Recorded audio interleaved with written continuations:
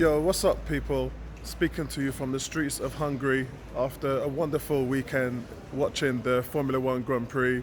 Congratulations, Lewis Hamilton, starting from 7th and finishing up 2nd and even got the fastest lap. So, really good, enjoyable weekend for me. But let's talk about Arsenal at the moment, guys. Congratulations and well done to Tony for holding down the fort. And it was really good stream the other day. You guys did do a Sevilla, another impressive win. And what we're getting from that is a lot of the publications and the pundits are now starting to turn around and see what Arsenal's doing. Tony Cascarino, Adrian Durham, all them guys are tuning into TalkSport, and all they're doing is talking about Arsenal are on to something special, and this is what's going to happen. And some of the guys in the interviews outside the stadium, again, you can see fans now talking about third place. Now, listen, I'm impressed with pre-season, and I totally agree with everybody about Saliba, Zinchenko, Gabriel Jesus. We've been saying it time and time again. This is just a fantastic display of consistent pressing football and exceptional movement in the final third, and their clinicalness, and it's just beautiful to watch. I mean, Arteta ball, guys, is the real deal.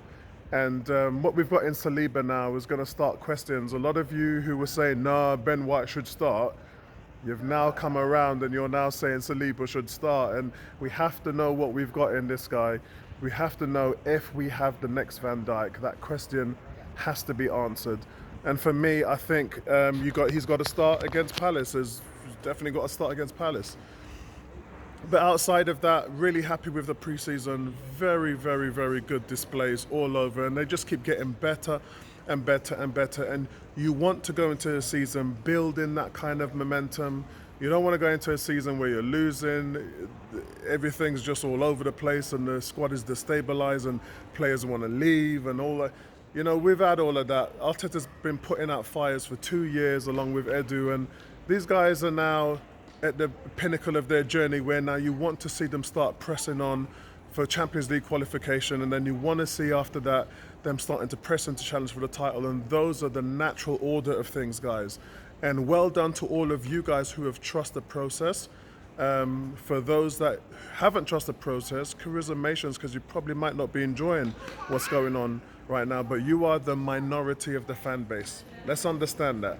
The majority of the fan base has been onto this thing from day one. So congratulations to all of you guys with that. More congratulations going out now to Beth Mead and look, the girls at Williamson, the girls at Arsenal, for winning the Euro Championships and beating Germany 2-1. It was a great game. Our hotel, I'm just staying in this hotel back here, our hotel was absolutely going nuts on the big screen when that was going in. And I love it, man, and it's going to be fantastic. The reception that they got, 87,000 filled in Wembley Stadium. So, well done to the girls.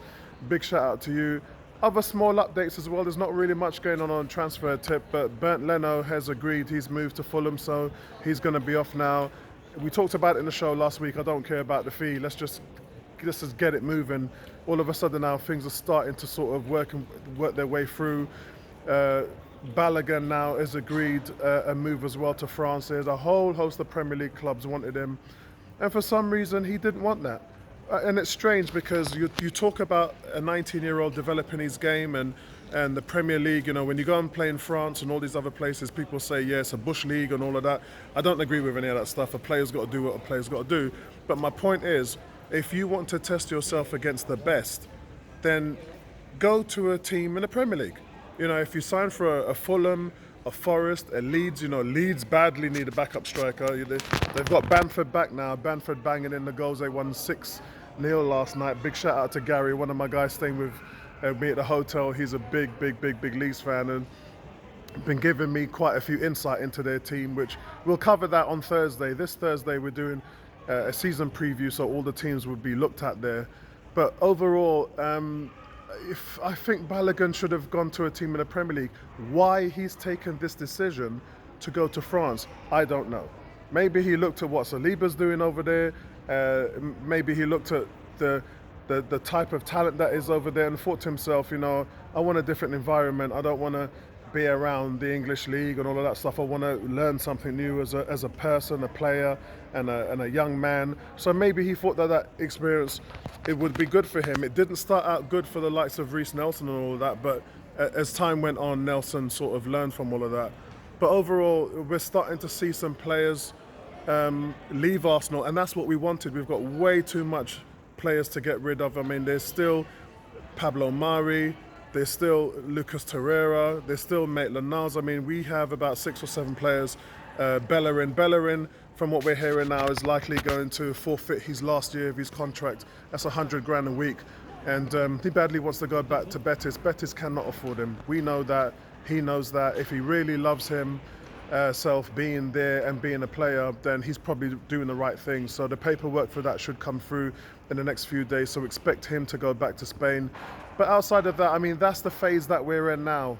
We're in that phase now where we have to start to recuperate some of these costs if we're going to go out and then bring a Tielemans in, or if we're going to go out. I mean, the Paqueta deal, from what I'm hearing, is probably not going to happen. The player talked to his agent. He's been given a choice, and Arsenal's probably not his preferred destination. You got to respect that, and then you got to move on. Yeah. As much as it would be amazing if we got the player in, if the player don't want to come here, nothing you can do. And I just look around our team now, and I see just a team of winners. I see guys who are leaders, people who want to be here. A far cry from when Arteta took over, and players were just taking the piss on high wages. None of them really wanted to be here. The effort was low, and you just didn't have the commitment. And now you've got all of that. And from there, can you build a winning formula? You can't really build a winning formula outside of getting the program right. And I think that they've done that, and I think that they need to be, kudos needs to go out to those people at the front office who have put this all together. And also the patience you guys have had as fans, I think has been fantastic and brilliant. So listen, that's all from me, just a really quick update, but it's good to see now that we're on the front foot in terms of getting players out. I would expect over the next few days to hear more news of players leaving, and then we can start to get back on the trail of filling out this squad in the way that we want to. But that's it for me, guys, and I'll speak to you later when I'm back in England and the UK. And big up to everybody, man. Nice one. Peace out, people.